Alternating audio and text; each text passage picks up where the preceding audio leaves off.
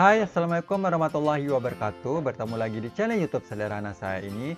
Jadi untuk kesempatan kali ini saya membahas tentang soal P3K ini di bagian kompetensi manajerial dan ini berlaku untuk para guru.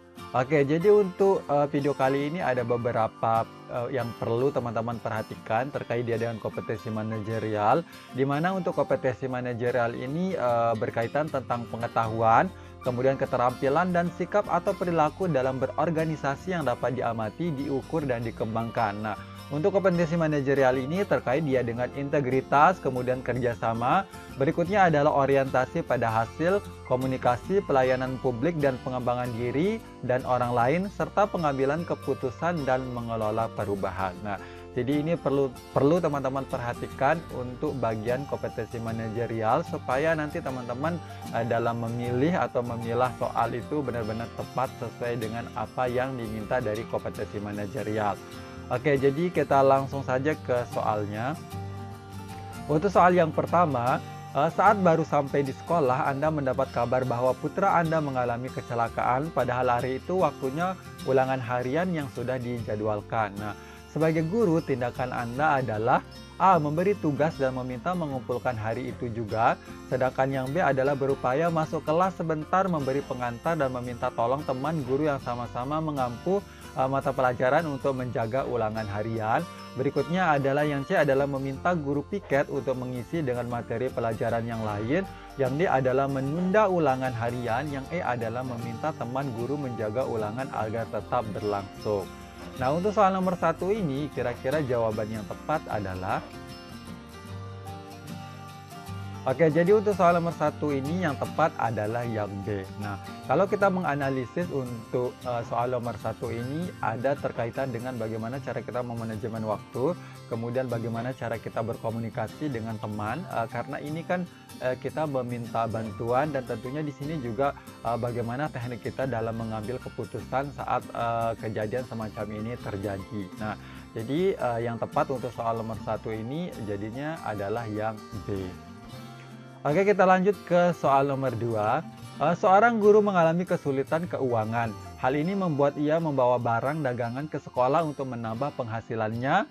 Sebagai teman sejawat, yang Anda lakukan adalah A. Mendiamkannya karena khawatir menyinggung perasaannya. Sedangkan yang B adalah menegur agar tidak berjualan di sekolah. Yang C adalah memintanya untuk menaruh barang dagangan di koperasi sekolah. Sedangkan yang D adalah bersikap biasa saja dan kadang-kala membeli barang dagangannya. Sedangkan yang E adalah berempati dan menawarkan memberi bantuan untuk menambahkan penghasilan. Nah, untuk soal nomor 2 ini kira-kira jawaban yang tepat yang mana? Oke, jadi untuk soal nomor 2 ini yang tepat tentunya adalah yang C, yaitu memintanya untuk menaruh barang dagangan di koperasi sekolah. Untuk nomor 2 ini memang ada kaitannya dengan komunikasi juga, tapi di sini juga ada kaitannya dengan sosial juga ya. Jadi bagaimana cara kita memberi empati atau simpati terhadap teman yang ketika mengalami peristiwa seperti yang dikatakan soal nomor 2 ini. Oke, kita lanjut saja ke soal nomor 3. Untuk soal nomor 3 ini, salah satu peserta didik Anda adalah putra dari pengusaha ternama yang menjadi penyandang dan kegiatan ekstrakurikuler di sekolah. Saat ujian peserta didik tersebut berbuat curang, apa yang akan Anda lakukan? A. Mengingatkan peserta didik tersebut untuk tidak mengulangi perbuatannya. Yang B adalah mendiamkannya karena merasa orang tuanya sudah banyak berjasa untuk sekolah. Yang C adalah menegurnya tetapi tetap memberikan nilai yang baik. Sedangkan yang D adalah memberikan catatan tertulis pada berita acara dan memberikan nilai yang rendah. Yang E memberikan nasihat tentang tindakannya serta mencatat dalam berita acara. Oke, jadi untuk soal nomor 3 ini kasus juga. Nah, kira-kira untuk jawaban yang tepatnya yang mana?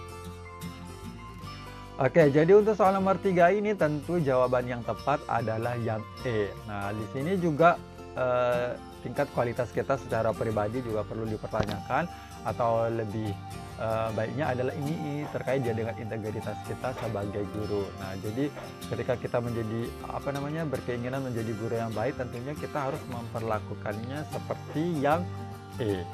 Oke, kita lanjut saja ke soal nomor 4. Untuk soal nomor 4, saat pulang mengajar Anda ditawari teman sejawat untuk diantar pulang menggunakan sepeda motor, akan tetapi tidak ada helm yang bisa Anda pakai.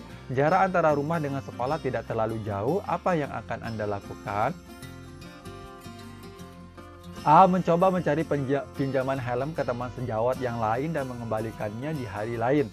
Sedangkan yang B adalah meminta maaf dan menolak secara halus pada teman yang mau mengantar karena tidak membawa helm. Yang C adalah menerima tawaran teman sejawat meskipun tidak membawa helm. Sedangkan yang D menerima tawaran teman sejawat dengan meminta melewati jalan pintas agar tidak bertemu dengan polisi. Sedangkan yang E adalah meminta teman sejawat untuk mempercepat laju sepeda motor agar tidak bertemu polisi. Nah, kira-kira soal nomor 4 ini jawaban yang tepat yang mana? Oke, jadi untuk soal nomor 4 ini yang tepat pastinya adalah yang B. Nah, di sini juga kita perlu memperhatikan bagaimana cara kita berkomunikasi dengan teman, karena ini kan kondisi kita juga tidak memungkinkan untuk ikut karena kita tidak memakai helm. Ini juga kita harus memperhatikan peraturan-peraturan lalu lintas ketika kita tidak menggunakan helm. Dan ini juga apa namanya lah istilahnya, karena ini jaraknya terlalu dekat juga. Kemudian kita juga menyayangkan keselamatan kita juga, ya harusnya kita pilih yang B. Oke, kita lanjut ke soal nomor 5. Ada seorang peserta didik yang sekolah sambil bekerja sehingga kadangkala ia tidak masuk sekolah. Hal ini dilakukannya karena kebutuhan ekonomi keluarganya yang serba kekurangan. Sebagai guru, tindakan yang akan dilakukan adalah A. Menegurnya agar selalu rajin sekolah, sedangkan yang B adalah melakukan pendekatan personal dan berusaha membantu peserta didik mencarikan informasi pekerjaan yang dapat dilakukan tanpa mengganggu waktu sekolah. Yang C adalah meminta orang tuanya untuk bekerja lebih giat agar kebutuhan ekonominya tercukupi. Sedangkan yang D adalah mencarikan orang tua asuh untuk membiayai sekolahnya. Yang E adalah menawari peserta didik untuk tinggal di panti asuhan yang dapat membiayai. Oke, jadi untuk soal nomor 5 ini kira-kira jawaban yang tepat yang mana? Oke, jadi untuk soal nomor 5 ini tentunya yang tepat adalah yang B. Ini lagi-lagi kembali tentang komunikasi kita terhadap peserta didik kita, bagaimana cara kita berkomunikasi dengan baik supaya siswa kita juga paham. Kita juga di sini berempati kepada peserta didik kita apa yang terjadi di kehidupannya. Oke, kita lanjut saja ke soal nomor 6. Rekan sejawat Anda sedang cuti sehingga Anda harus mengajar 6 kelas tambahan. Anda merasa kesulitan membagi waktu untuk mengajar pada kelas-kelas tambahan tersebut. Sikap Anda: A. Menolak penugasan tersebut. Yang B adalah menerima 3 kelas tambahan sedangkan yang lain diserahkan kepada guru yang lain. Yang C. Mencoba mencari alasan agar tidak perlu mengajar kelas tambahan. Yang D adalah melaksanakan semua tugas yang diberikan kepada kepala sekolah dengan sebaik-baiknya. Sedangkan yang E adalah mengusulkan kepada kepala sekolah untuk mencari guru lain untuk menggantikan guru yang sedang cuti. Untuk soal nomor 6 ini kira-kira jawaban yang tepat adalah Oke, jadi yang tepat tentunya adalah yang E. Nah, di sini ketika kita dibebani dibebani kelas yang lain, tentunya memang kalau kita sebagai guru yang siap memang bisa kita menerima. Tapi kalau ini udah jelas-jelas 3 kelas aja kita bisa kewalahan, apalagi ditambah dia dengan kelas 3. Nah, jadi hal yang tentunya kita lakukan adalah ya kita bisa mengusulkannya ke kepala sekolah untuk mencari guru yang lain. Nah, untuk menyelamatkan kelas yang lain karena kan kita tidak sanggup. Nah, jadi hal semacam ini perlu kita sarankan ke kepala sekolah. Lagi-lagi ini berkaitan dengan bagaimana cara kita berkomunikasi supaya pendapat kita ini bisa diterima oleh kepala sekolah. Oke, next kita ke nomor 7. Ketika atasan saya memberikan tugas yang sulit, A. Saya menganggap tugas tersebut sebagai dorongan untuk menjadi lebih baik. Sedangkan yang B adalah seharusnya atasan saya mempertimbangkan kemampuan bawahannya ketika memberi tugas. Sedangkan yang C adalah sebaiknya tugas tersebut disertai dengan bimbingan dari yang lebih berpengalaman. Yang D adalah saya menganggap tugas tersebut perlu dipertimbangkan kembali agar tidak menurunkan motivasi bawahan karena tugas tersebut di luar kemampuan. Sedangkan yang E adalah saya menganggap tugas sulit tersebut sebagai hal yang biasa dihadapi saat bekerja. Oke, untuk soal nomor 7 ini yang tepat jawabannya yang mana? Oke, jadi yang tepat tentu adalah yang A. Nah, seperti yang saya katakan tadi, ketika kita diserahkan tugas oleh kepala sekolah atau atasan kita, tentunya kita harus menerima ini sebagai sebuah tantangan untuk kita sendiri, dan lagi-lagi ini bisa untuk mengembangkan diri kita, ya. Oke, jadi untuk soal nomor 7 ini juga ada beberapa pengecohnya, yaitu yang A sih menurut saya yang pengecohnya. Jadi istilahnya kita perlu teliti karena untuk soal semacam ini kayaknya poin yang lebih tinggi yang perlu kita ambil. Oke, kita lanjut saja ke soal nomor 8. Ada orang yang menawarkan uang terima kasih pada saya karena saya melayaninya mengurus surat-surat tertentu. Sikap saya, A. Menerimanya dengan senang hati karena rekan-rekan lain pun demikian. Sedangkan yang B adalah menolaknya karena hal tersebut tidak sesuai dengan peraturan. Sedangkan yang C adalah meminta orang tersebut mengirim uangnya ke rekening pribadi saya agar tidak ketahuan atasan. Sedangkan yang D adalah menerimanya lalu membaginya secara rata pada rekan-rekan kerja. Sedangkan yang E adalah menolaknya karena jumlahnya uangnya tidak seberapa.